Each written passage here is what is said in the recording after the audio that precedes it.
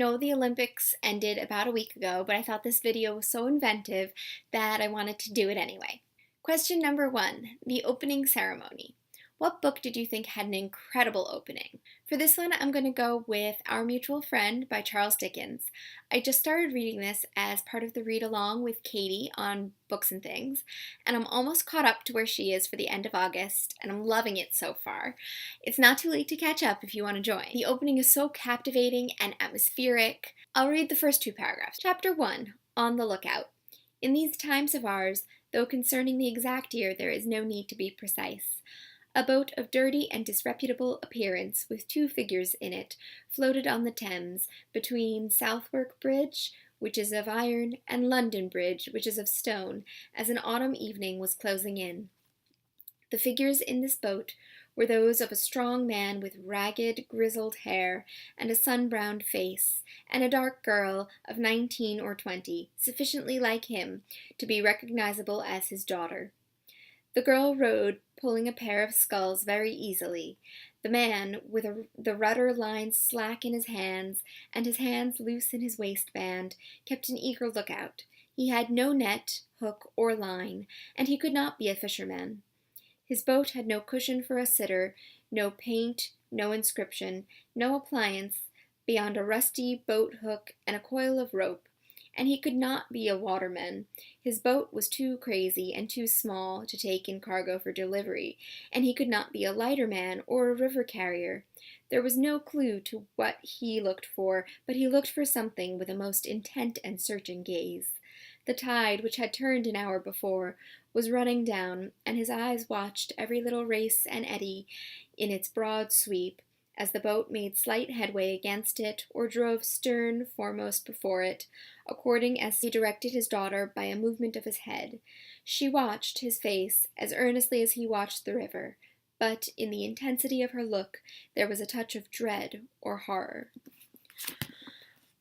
So we're presented with these 2 fairly mysterious characters, and we know that they're father and daughter, but we don't know what they're doing or why.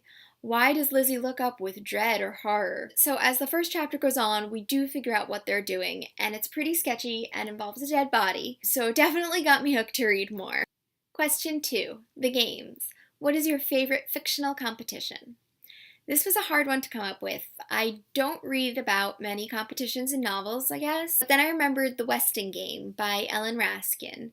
It's about a group of people gathering for the reading of Samuel W. Westing's will. In a turn of events, the will ends up being a contest, challenging the heirs to find out who among them is Westing's murderer. It's a fantastic adventure of a read, and the fact that I remembered it from 5th grade is a testament to how this book stuck with me. Question number 3, the original. The modern games are based on the original Greek competition. What is your favorite book based on a classic?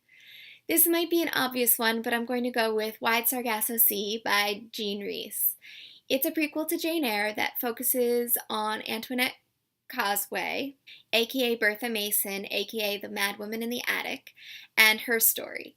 It takes the post-colonial reading of Jane Eyre and runs with it in a really interesting direction. I always worry that adaptations like this will ruin the original for me, but this one didn't at all. A lot of people say that their perception of Mr. Rochester is altered by this book, but my perception of Rochester has always been fraught with mixed emotions, to the point where my opinion of him depends on what page I'm on. Question 4, the Eternal Flame. What is one ship that you won't let die, even after the books made it clear it was never going to happen? I don't want to spoil this wonderful classic novel for anyone, so I'm just going to say that I didn't like who Joe from Little Women ended up with at the end of the novel. I didn't think he was well suited for her. And if you don't know what I'm talking about, you should read the book. If you read the book, you definitely know what I'm talking about. Pretty sure. Question number 5, Gymnastics. What's a book that had so many twists and turns it left your head spinning? I'm going to go with The Da Vinci Code by Dan Brown. There are so many plot twists in that book that I can't even. It's about an American symbolist and a French cryptologist who are brought together to uncover clues hidden in the works of Leonardo da Vinci. There are secret societies, historical mysteries, and plenty of plot twists there. Question number 6. The Controversial Judge. What's a book that you have a totally different opinion about than most other people?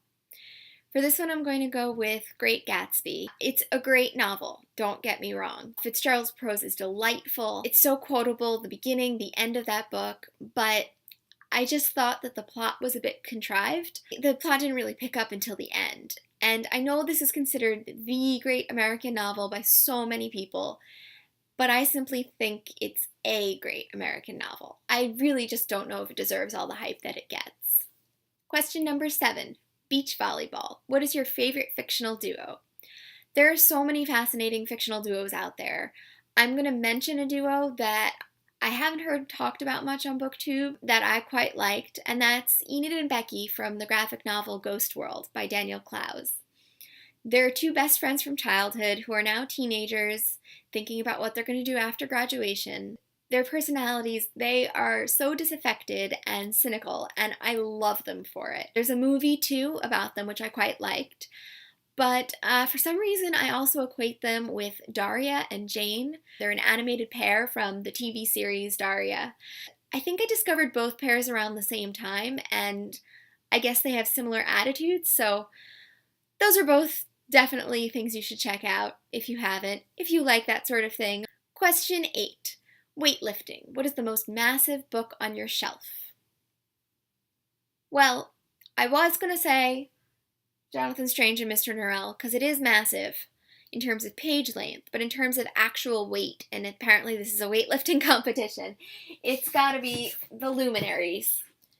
I have a cover without, it's just gray, I don't know, but it's really heavy, I haven't read it, and if you think I should read it, definitely let me know. It's frankly quite daunting. Question number 9. Tell us your favorite Olympic sport.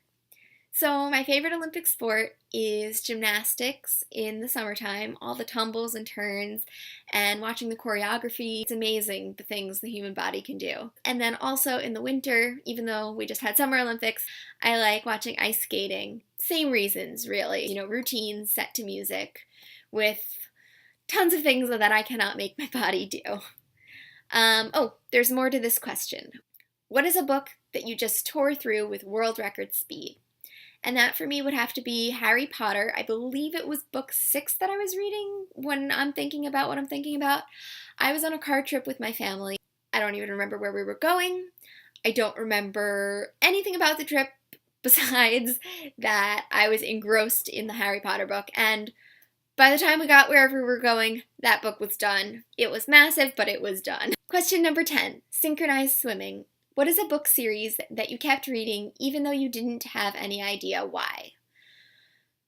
I don't really understand this question. I don't read series for no reason. I've read series that I don't quite enjoy, but I know why I keep reading them. If I don't like it, a lot of times I'll keep reading it for the plot. The plot is exciting. I know it's not the greatest work of fiction, but the plot just keeps me going and I kind of want to know what happens. Or just because it's so popular and everyone's talking about it at the time. Question 11. The Tortured Fan. What fictional family, group, nation, organization do you irrationally root for, no matter how many times they break your heart? I recently read Jude the Obscure, and I'm going to have to go with the character Jude for this question.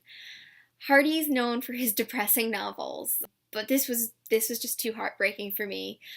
Jude seemed like the classic underdog, and that he was destined for greatness, and I was rooting for him no matter what happened until the bitter end, and that end was quite bitter. Question number 12, closing ceremony. What book had an ending that just blew your mind? For me, that would be My Sister's Keeper. I read this ages ago, but I still remember the ending. That's for the novel, that is, not the movie. They changed the ending in the movie. I'm not sure why. They made it the conventional and predictable ending that everyone was prepared for and expecting. But the novel had an emotional plot twist that I just did not predict. There were literally tears streaming down my face and obscuring the words as I read. I needed a tissue so I could finish the novel.